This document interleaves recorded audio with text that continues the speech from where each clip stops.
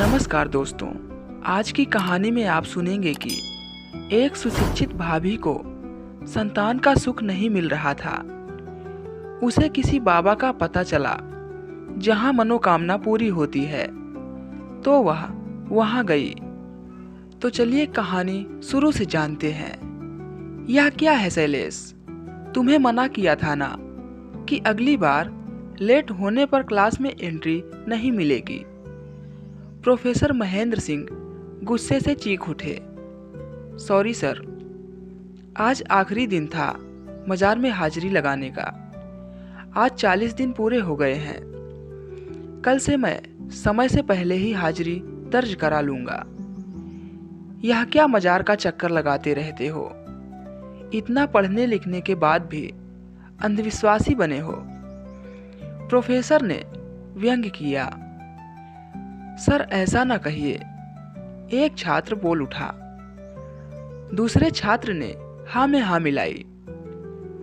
Sir आपको मजार की ताकत का अंदाजा नहीं है।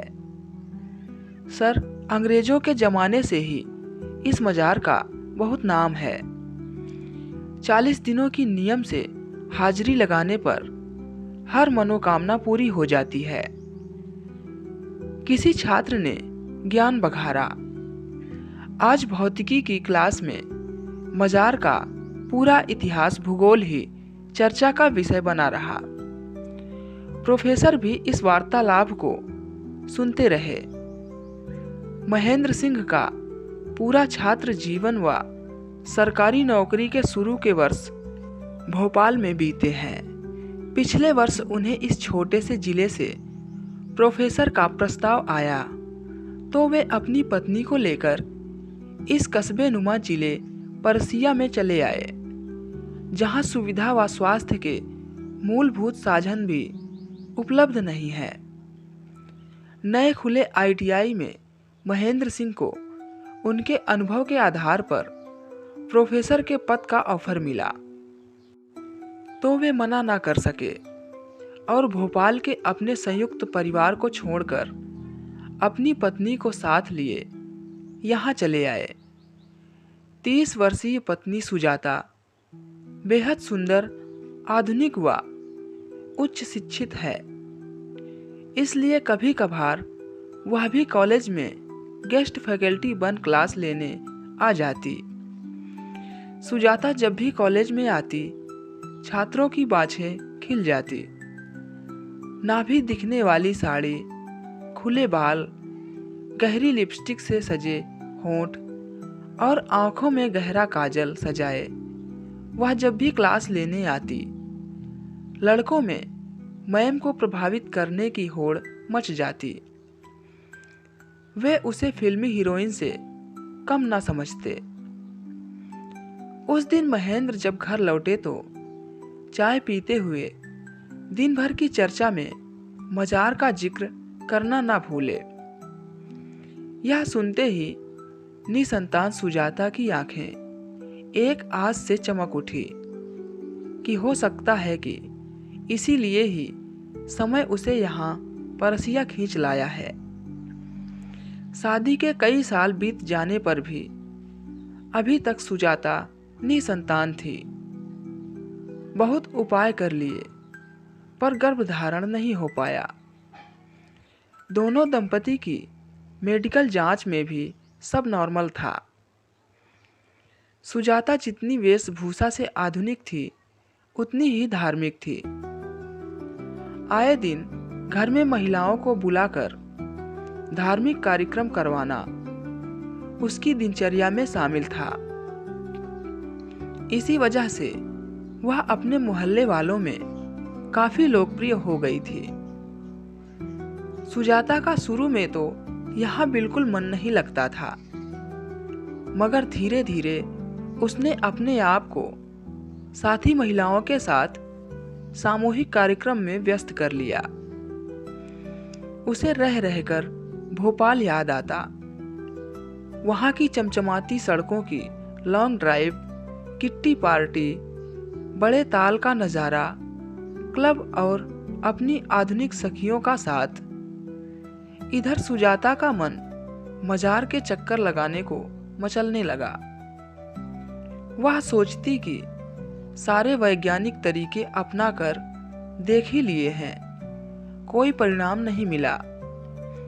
अब इस मजार के चक्कर लगाकर भी देख लेती हूँ। जब इस विषय में महेंद्र की राय लेनी चाहिए तो उन्होंने कोई उत्तर नहीं दिया। शायद उन्होंने भी सुजाता की आंखों में आशा की चमक को देख लिया था। महेंद्र से कोई भी जवाब ना पाकर सुजाता सोच में पड़ गई।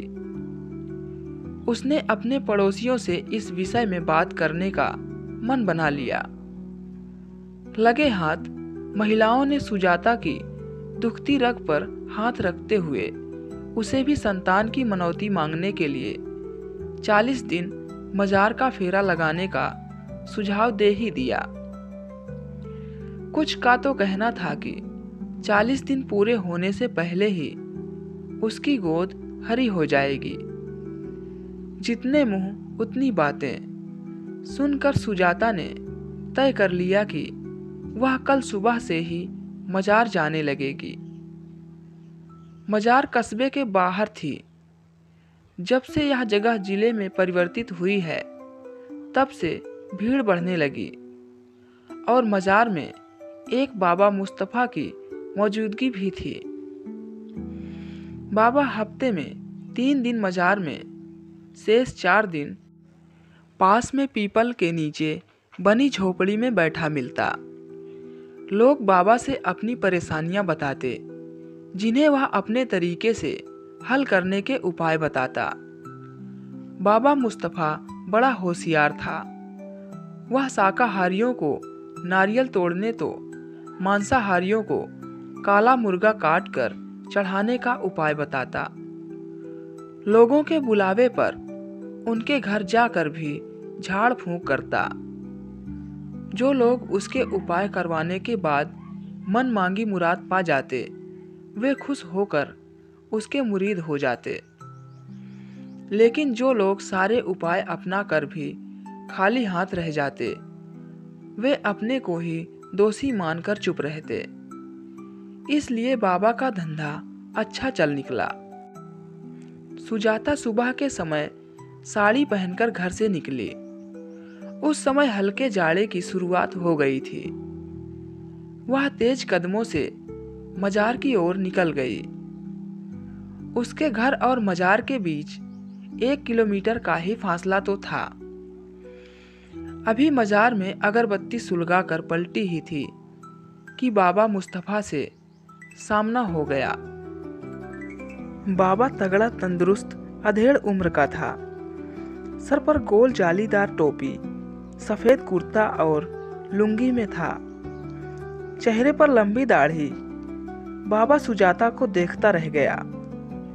उसने कभी सोचा नहीं था कि इतनी सुंदर स्त्री मजार पर आएगी। सुजाता ने प्रणाम करने को झुकना चाहा, पर बाबा 2 कदम पीछे हट गया और बोला, मेरे नहीं, इसके पैर पकड़ो, वह जो इसमें समाया है। उसने उंगली से मजार की तरफ इशारा करते हुए कहा, जिस मनसा से यहाँ आई हो वह जरूर पूरी होगी। बस अपने मन में कोई शंका ना रखना। बाबा ने सुजाता की आंखों में देखते हुए कुछ मंत्र पढ़े और सुजाता को कुछ मिश्री के दाने दिए। सुजाता गदगद हो गई। आज सुबह इतनी सुहावनी होगी उसने सोचा न था।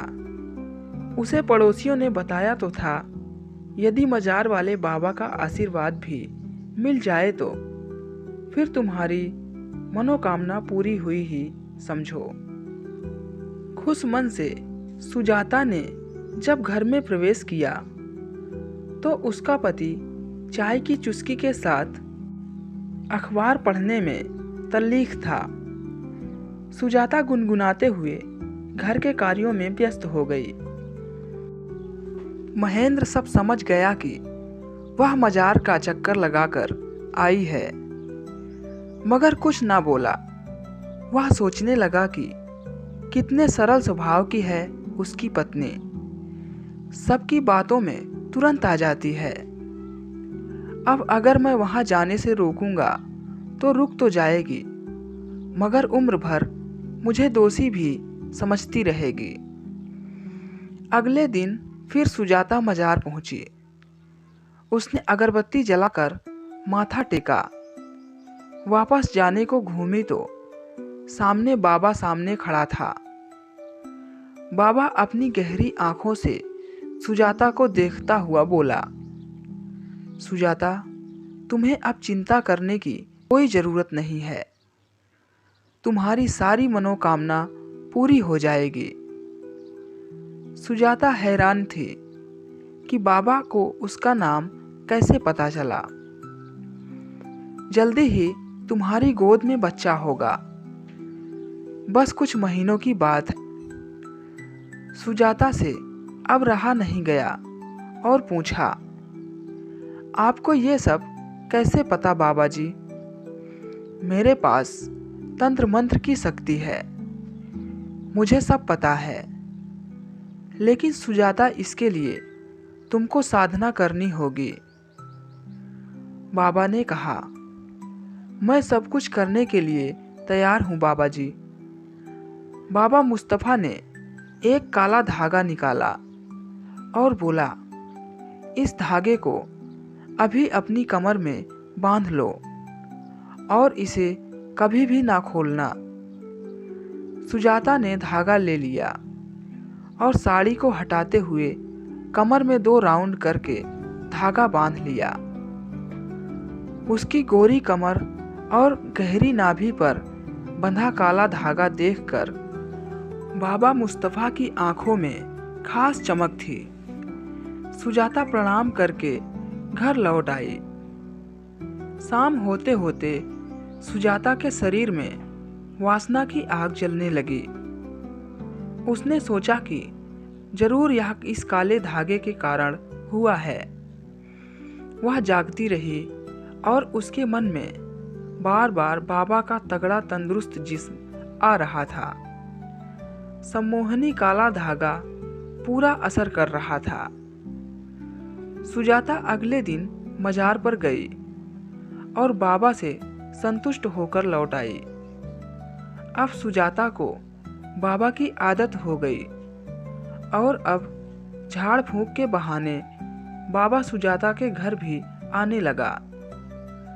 बाबा का सिलसिला चलता रहा और 1.5 महीने बाद सुजाता गर्भवती हो गई। सब बातों से अनजान पति महेंद्र बहुत खुश थे और सुजाता भी बहुत खुश थी, पर वो सच जानती थी कि उसका बच्चा बाबा मुस्तफा का है। अब सुजाता मजार पर कभी कभी ही जाती थी, लेकिन बाबा उसके घर पर आता रहा। कुछ दिन बाद सुजाता मजार गई तो देखा बाबा एक सुंदर विवाहित स्त्री को काला धागा दे रहा था। कुछ दिन बाद एक बार वह शॉपिंग करने गई तो एक और युवती मिली। उसकी कमर पर काला धागा बंधा था। उस युवती ने सुजाता की ओर देखा और मुस्कुरा दी। उसने सुजाता की कमर पर बंधा काला धागा देख लिया था। सुजाता भी मुस्कुराई। दोनों की मुस्कुराहट में खास समानता थी। दोस्तों, कहानी कैसी लगी कमेंट करके ज़रूर बताएं। कहानी अच्छी लगी तो वीडियो को एक लाइक ज़रूर करें और ऐसी ही मज़ेदार कहानी आप तक सबसे पहले पहुंचती रहे, इसके लिए आप हमारे चैनल को सब्सक्राइब ज़रूर करें। तो मिलते हैं अगले वीडियो में एक और मज़ेदार कहानी के साथ। तब तक के लिए goodbye and thank you.